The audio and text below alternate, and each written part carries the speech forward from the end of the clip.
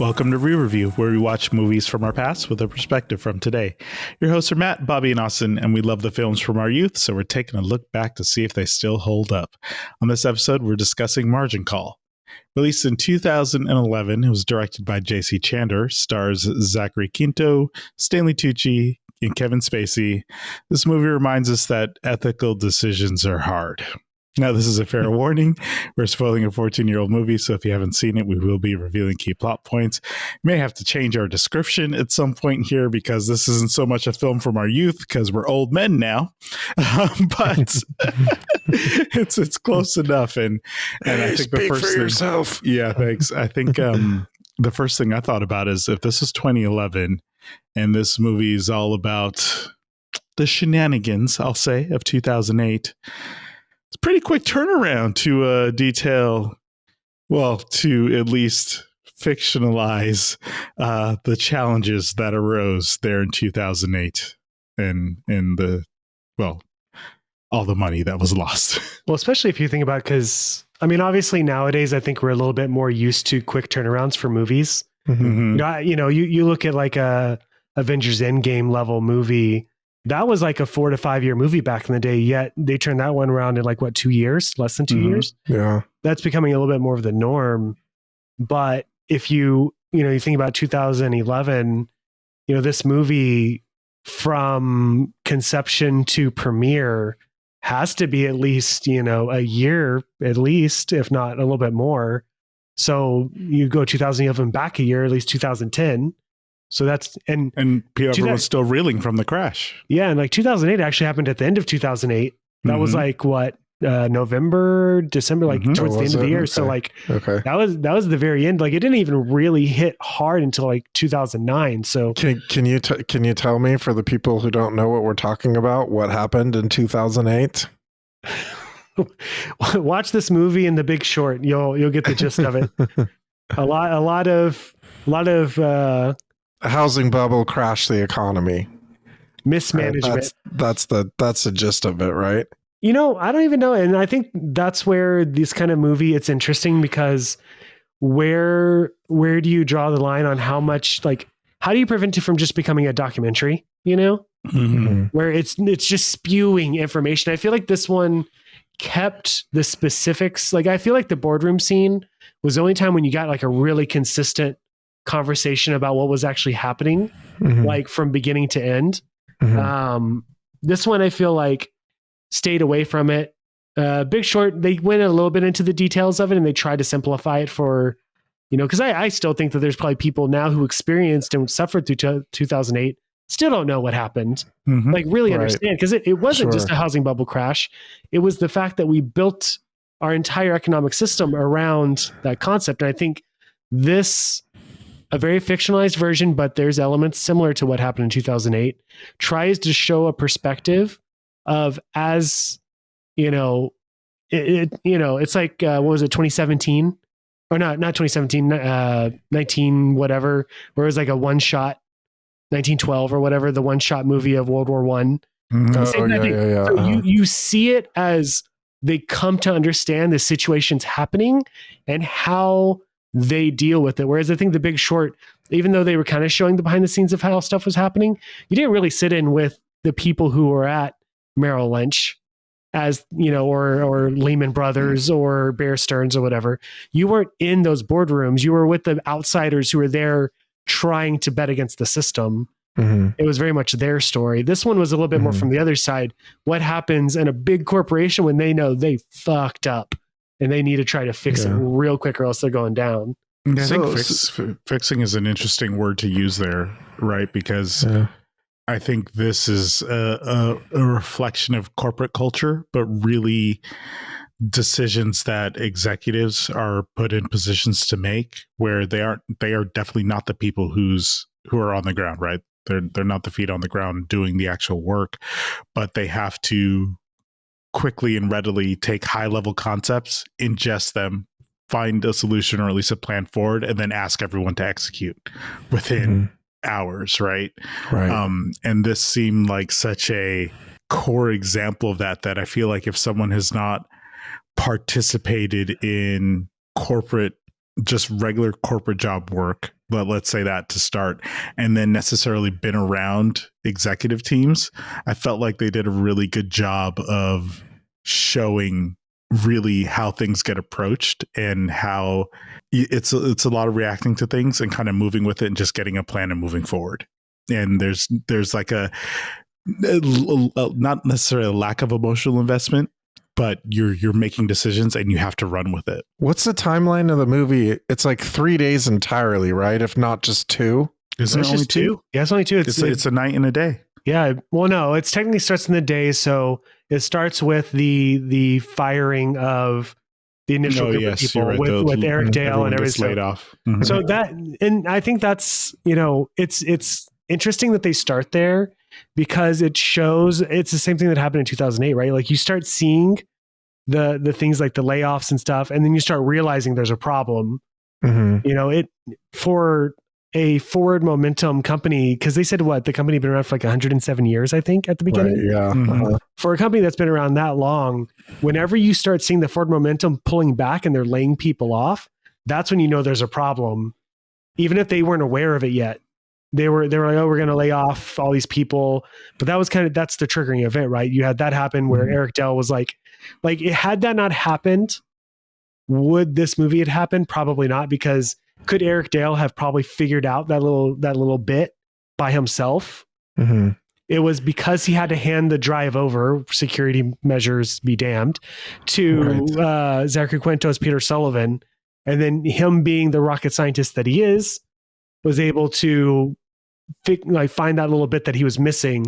Thus, they now became aware before they got caught off guard. But how long was Dale working on that project? They didn't say. It sounded like it was for a while. Right. It sounded like all of them.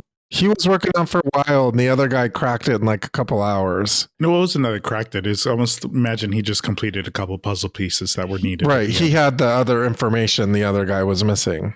No, I think it's more that his analytical brain just helped to finish it. That's how I interpreted it. Oh, okay. And that's why when Peter's at the boardroom table, I mean, he was giving credit to Eric Dale. Right. It's kind of like, I kind of helped just patch this up at the end and figured this small piece out. Sure. Collaboration. Come on, keywords, Bobby. Let's get the business speak going. Synergy. Yeah. Corporate synergy. Right. This is our family work culture. How many words can we spew out there? I might vomit. I mean, we do get that, right? We get a sense of this company's work culture. And I think we see it, thinking about getting into the fact that this takes place in an office building for the most part.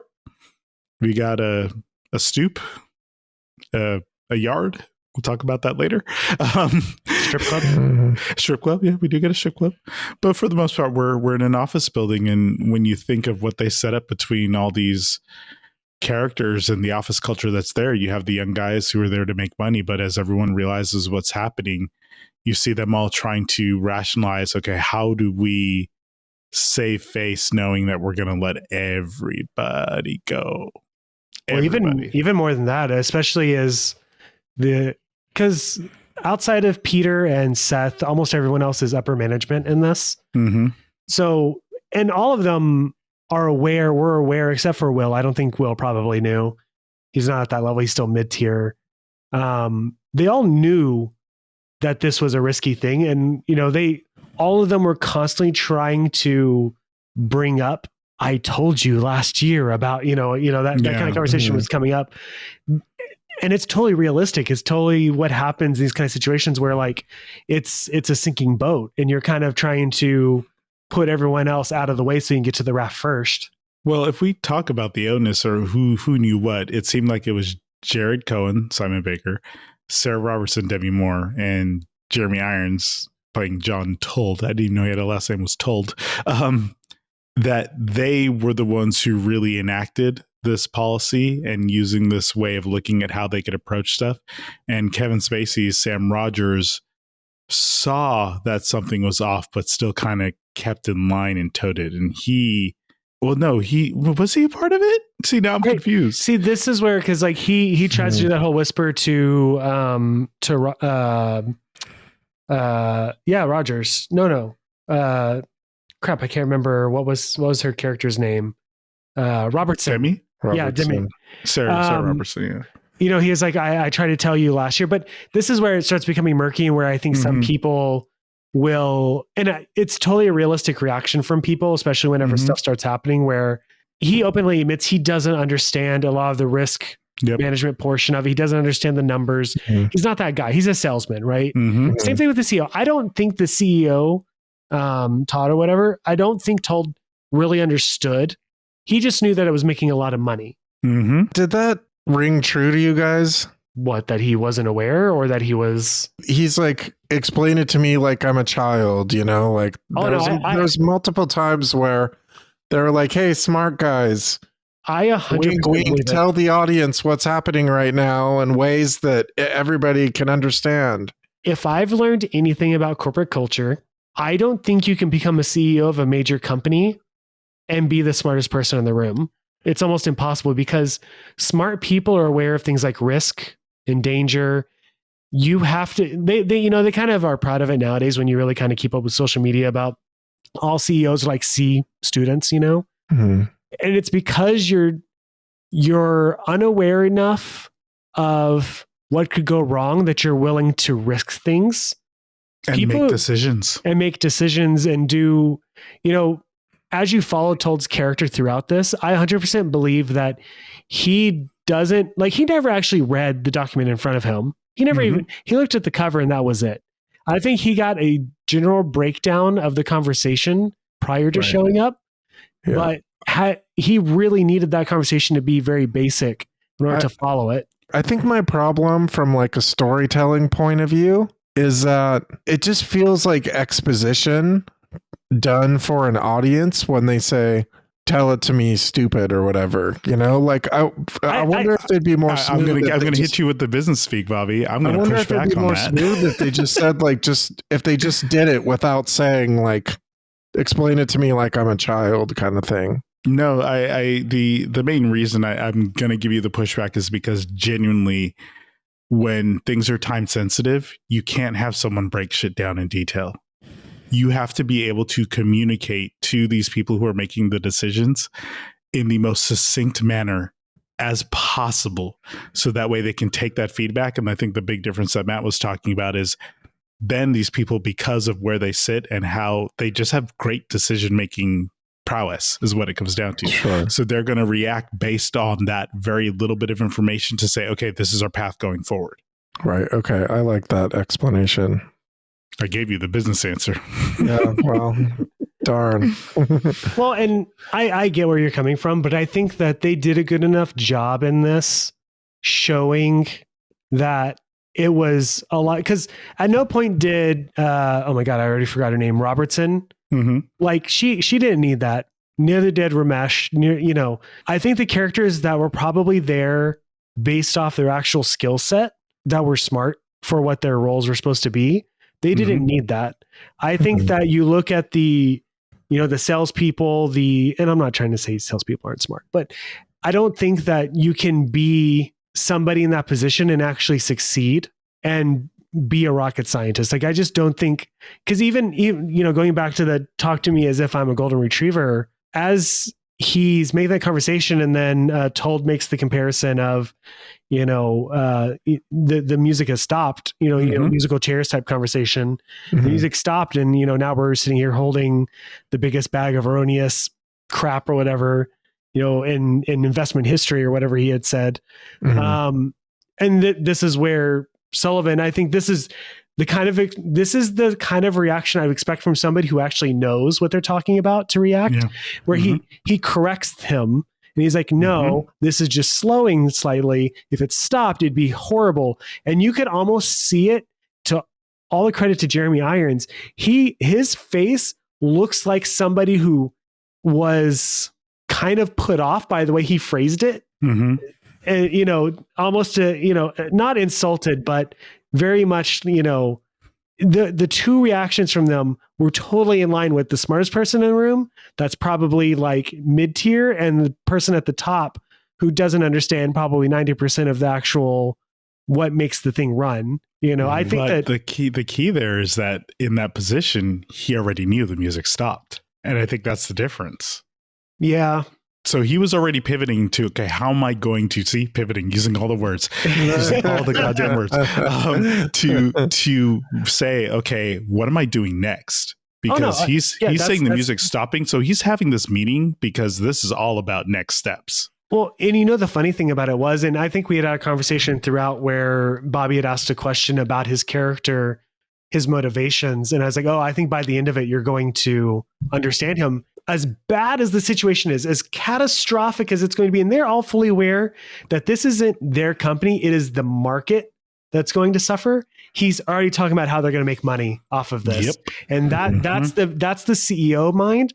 But in that meeting, he didn't sit there and say, okay, this is what we're going to do. He looks to his, oh my God, I'm forgetting his name. Jared. And he's like, what's the plan? Draft up the, again, because he's not that guy. He's the guy who makes those broad stroke decisions, which is generally what CEO should be. I don't expect the CEO traditionally to know everything about their company, how to run everything. Like even ones who start the companies, after a while, if it gets big enough, they just don't. And I think they did a great job at portraying Jeremy Irons' character. He's not a dumb character. It's just his skill set is completely different than he's willing to do those things. Mm-hmm.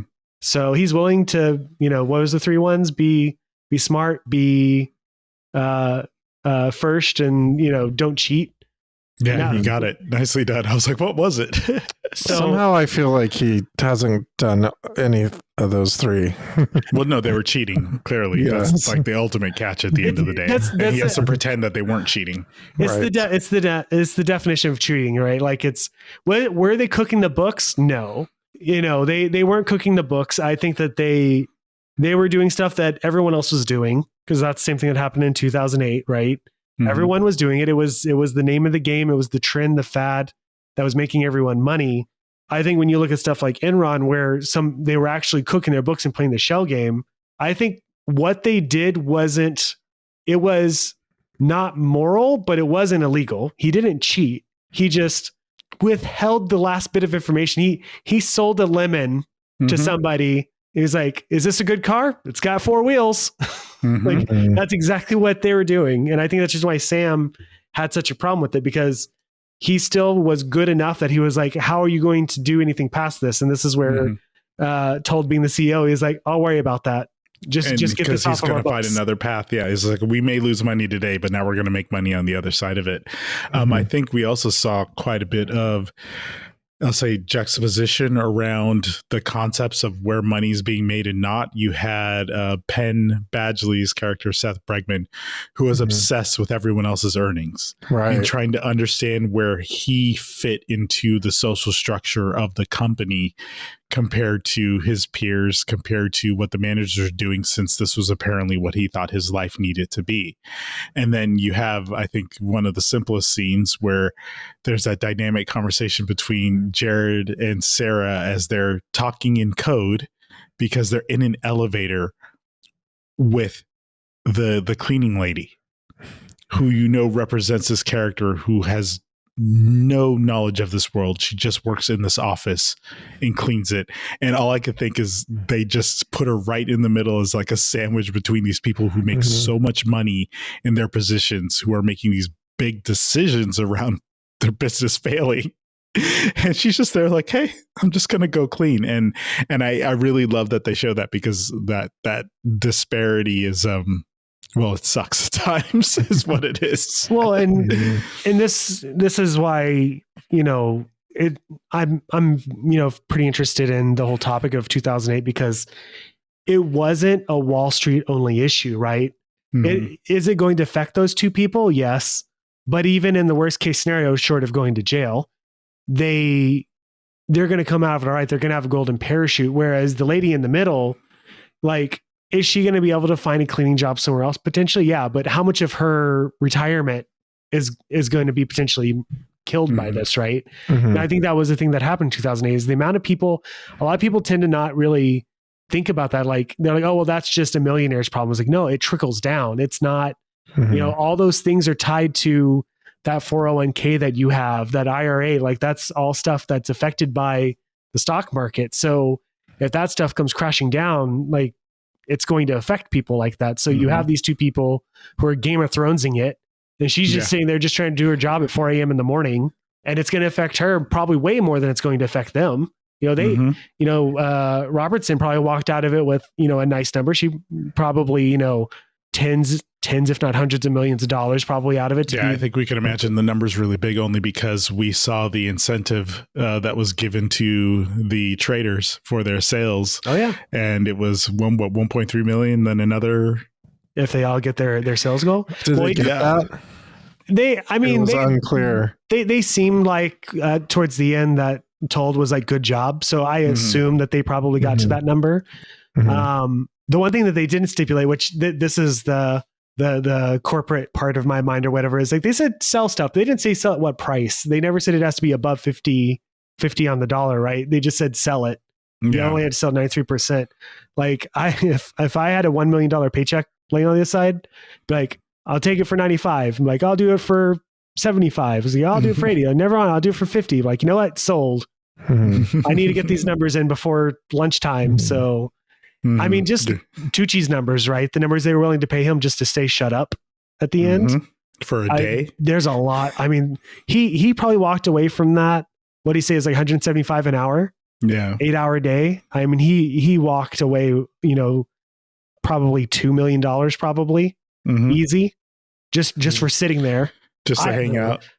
I would do that. Plus, I'm sure you had to keep all that severance and stuff like that too. They probably maybe even bumped it up just to make them happy. Right. I mean, I think we've been talking around this concept as we mentioned all the characters and the actors that play them. I mean, at the end of the day, Bobby, how do you feel about this cast and what they like accomplished in showing this 2008 scenario play out? I mean, I think the cast is really good. I mean, I thought they're all believable in their roles. I mean, I mentioned while we were watching it that I thought that they looked a little bit too like polished and good looking, I think, for what I would imagine being like a working office space. But, one of you mentioned like there's a different kind of mentality that goes with a Wall Street kind of situation. But it's like companies in general that are sales focused, they will look the way that you're seeing. Yeah, right. No, I mean, I get that. Just like, I was just I would have liked a little bit more like people that look a little bit more normal, like kind of in the background. Like even in the background, there's like, it was all like good looking people, the whole thing. And like every woman in this movie, was like, was like, okay, I see how it is. But probably when there's a lot of money being made, there tends to be a lot of attractive people around. Especially, I mean, and this is, I'll give this movie credit if we're going down this conversation, but I think that if I compare this to Wolf of Wall Street, for example, I think that, Stanley Tucci and Kevin Spacey and, Jeremy Irons, I think they all look the part way more than Leo DiCaprio. Especially because that was a real person. And I know what that guy looks like, and that is not Leo DiCaprio. Sure. So, even, some of the, with, Hill and everyone else, like that one was a little bit less realistic than this. I do think that at the end of the day, you have in this particular industry, most of the traders are probably going to be over 6 foot, right? The women are going to probably be gorgeous, and the guys probably are going to be generally probably younger. Even the older guys are probably going to be younger in comparison. Like you're not going to see, I don't think that you're going to be able to be good at this position if you aren't at least somewhat self-aware of your appearance. Because I think most salesmen have to be to some extent. I think that was a key part with I think Seth realizing that the Jared Cohen character was only 43, right? And kind of being like, wait a second. And then you could tell with the way he carried himself, they're pulling an all-nighter, and what is he doing? He's shaving in the bathroom the next day, because that upkeep was still very, very important as part of what fulfills the role of being in that position. So that little signet ring that he was wearing and everything, it was this. I mean, that's always the thing, right? The suits kind of tell, right? The way that all of them were. You see Seth, he was unbuttoned and unkept. Granted, it is at the end of his day, but he's the one walking around with the liquor and everything. Yeah. But you look at the other ones, it's very much about the presentation. They never, not a stray hair, right? So So I mentioned it earlier from the ethical standpoint, and you had Sam Rogers as being the one who was really wavering, right? I think he was. He had been in the, what did he say, 34 years? He had been there. Mm-hmm. I think he was fully aware that this was going to. I don't think he was looking at it from the perspective of what it was going to do to everyone else. I think it was just going to, reputation to him seemed like the most. Was it legacy or something? Yeah. Or like, how do you go past it, right? I don't think he could see how anyone would ever trust again. And I think this is where, because if you really think about it, a lot of the stuff revolves around him. Mm-hmm. Even though obviously Peter Sullivan was a very major character in this, the fact that we ended the movie on Sam Rogers and his going, the health and passing of his dog, the fact that he's divorced, he's, you don't technically know that, but he's talking about his family and you can see he's not wearing a wedding ring, not even an indentation of a ring on his finger. So it's probably been a little while. The implication is like this job takes a toll on their personal lives. And you latch onto the things that, you can latch onto. So for him at home, it was his dog. And for, and even his speech that he gave right afterwards, like, he's over here still dwelling on the fact that his dog is dying and he has to go out there and do a pep talk. He walks out there clapping. I think we all reacted like they're clapping. Yeah. After a lot of their coworkers just got fired. And it is very much that, you're still here. You can't dwell on what just happened. You have to just kind of roll with the punches. And I think that kind of like tells about his character and where his reactions later on kind of come into play. Cause it very much is a conflict between him and Told there for a while. Mm-hmm. Peter Sullivan, he's not really fighting it. You're getting, the good thing about this movie from the cast perspective is you're getting perspectives. You have Peter Sullivan, who's the smart guy, and he kind of brings that sense of like what's right and wrong, but he's not really saying anything either. He's not really disagreeing. That's where Sam's character comes in. Seth's character is very, just looking at himself and what what's going to happen to him. Mm-hmm. Not that he's a bad person. You're totally in your right to think that way, but he's also the one who cares the most about the money, right? He's the one who's always asking the question. And then you get, Gerald, and you get all these different perspectives on it. And it just helps guide the direction that everything goes. And I think Sam's character was not necessarily the moral compass, but at least the pushback against what's the end game after this. I don't know if it's the actors, but they did a really good job of like me being invested into the characters. Like I really wanted to know like what happens to all these people after this. Well, I think that now that you said that, that's a great thing I could ask you, because think about this ending, right? It is that a bit of revelation about Sam's character. He's burying his dog in a place that is, I'd say, more of a reflection of what he would consider home, right? Than anything else that he doesn't have anymore. What he has are broken connections. And now he also has a broken career. And then we just finish. How do you feel about that, Bobby? Like it just... Yeah, I mean, it was a bit tough. I mean, I think again, like it was just a reflection of kind of like the toll that these kind of jobs take on these people. Like, I mean, there was a lot of times where they were just nasty about each other. And I thought it was interesting that the conversation that Sam and Peter had before, because it never even occurred to Sam to talk to his son. Oh, I think that's the point. Yeah. Because what you were describing before in the character, like there's definitely something about him saying, yeah, my son is a good kid. Or like a good man or whatever. And it kind of appears from what the conversation he has with his ex-wife later, he's involved in the industry somehow. That I think that's how Peter knew him, or at least knew of him. And I think that kind of ties into with the ending, because it's kind of a weird ending when you really think about it. For the kind of movie it is, and the fact that the movie doesn't begin with Sam. It's not like it's Sam's story. It's generally like an ensemble piece. But I do love the payoff, if you want to call it a payoff, of the fact that, if you weren't, when Told is talking to Sam up in the penthouse afterwards, and he's like, if you weren't here, you would be out there digging ditches. And he's like, well, at least I'll have holes to show for it. And then at the end of the movie, he's digging a hole Yeah. Mhm. So like I love that connection between those two things. And it was just like I said when we were watching it, you know, this guy probably got what's the phrase kids use now? He got bans, you know, for all this. Damn it! I showed my age. Fuck. It hurt you know, just a little bit. That note that got handed to him in the bathroom. Mhm. I can only imagine the amount of digits that were on that. Plus, Mhm. he asked him to stay for another 2 years at whatever his pay was probably like 5 to 8 million, probably. So Yeah. he's got all the money in the world, but now he doesn't have a wife, he doesn't have his home, and he doesn't have his dog anymore. And he's just sitting there shadowed to show it's not even worth anything at the end of the day. Like it's just money, like Told said. Right.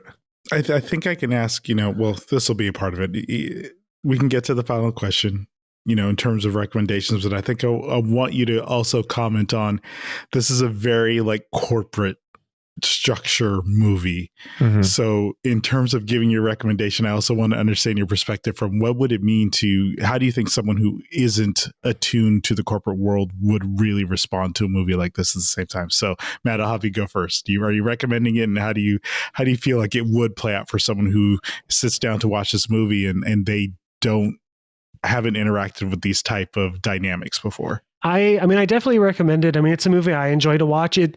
And I said it, you know, while we were watching it, it's a movie that on paper should be boring, 100% boring. You know, what kind of sales job is this? Well, I had saw the numbers or whatever, and they made this movie, like I said, in 17 days. It was a very quick turnaround. There's very little stuff that's happening with the movie. They made this movie for $3.5 million and it made $20 million. Now, $20 million isn't a very big number by any metric. Most movies, you know, that's a poor still opening a great weekend. ROI. But for that 3.5 million, that's a really, and they probably didn't put that much investment into the marketing of this. So that's a pretty good number. I did not watch this in theaters. I saw it after the fact. I'd seen a clip on YouTube and it made me interested in it. I watched it. I'm glad I watched it. You know, I come back to this movie quite a bit to watch, especially the clips. Like I love typing in something on YouTube to check out the clip. So I recommend the movie. If you're not from the corporate structure or you're not very used to these kind of movies, it's not got the same pacing as something like Wolf of Wall Street or Wall Street or The Big Short. It doesn't have that pacing, but it keeps you invested even through all of it. The characters and the acting is something to enjoy. You're not going to come out of this super like energetic or hyped or anything like that, but you're definitely going to come out of it having enjoyed the experience. Just let it go. Just, you know, just kind of go along with it and you'll enjoy the ride. You know, this isn't a roller coaster. This is a slow, steady. This is a lazy river. You enjoy it for its pace. Bobby? I don't know if I am projecting my own thoughts about these kinds of things onto these corporate culture movies, but they always feel dystopian to me. You know, like goodness. They're always like in black, you know, there's not very much color. They're always black and white rooms. They've always got the overhead lights or the lights in their faces and the screens everywhere. And, you know, they just seem very like just dark to me. And maybe that's me projecting what I think about corporate culture. We did talk a bit about how it kind of relates to our jobs and how we felt about our jobs. And the whole time watching this movie, I was like, gosh, you know, I have work to do. You know, like there's emails I have to answer, you know, and then thinking like, wow, like it's trying to like deal with these paychecks and like hoping your company's going to keep you, you know, so you can pay your mortgage and that kind of stuff. And my mind was just kind of spinning like watching this movie. And I think it's a credit to this movie. I mean, it's not like a feel good kind of movie. It's like it's a bad kind of thing, but it really struck me more than I was expecting quite a lot. I mean, you know, like Matt kind of hyped it as like, oh, this is going to be boring. I'm not sure you're going to like it. It's like corporate, like economics movie. And I was like, okay, I don't know about this, but you know, it was really, really well done. It was really well paced for what it was. And the fact that it's like a contained movie, like gives a charm to me. And it just felt to me like it was a real thing and that I mean, the cast is really good because all the characters I thought felt like real people to me. And so, I mean, I was pretty impressed with this movie, and I do recommend it, even though like it's not my typical fare of I like the kind of like escapism kind of stuff, and this wasn't that. This really got me thinking about what my life is like and what I want it to be like and all that kind of stuff. Hey, it's good to be challenged, right? I think you hit on something for me that is very real in terms of it.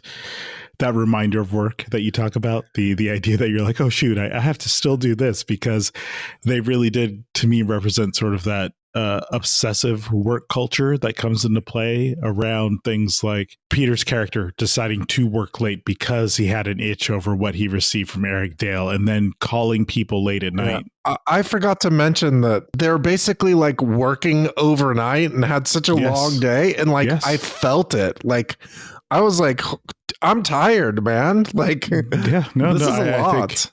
I think that's a really important piece of just kind of showing the fact that you're calling an all hands at 4 a.m. because shit's hitting the fan. It's one of those things where, yes, there's an element of, if you haven't experienced it, I think this gives you that peak or that window into what that corporate life can look like. So if you're outside of it, like you've worked in a completely different industry, it gives you an idea of how it goes. And you mentioned, yes, it is contained, in an office building, and sort of the sterile nature of office buildings is very much captured here. Yeah.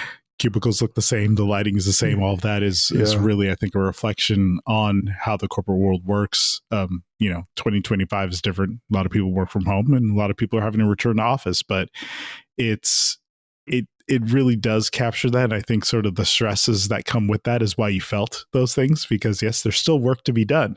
There's always more work to be done. Heck, you get a 2-year contract after shit hits the fan because there's still more work to be done.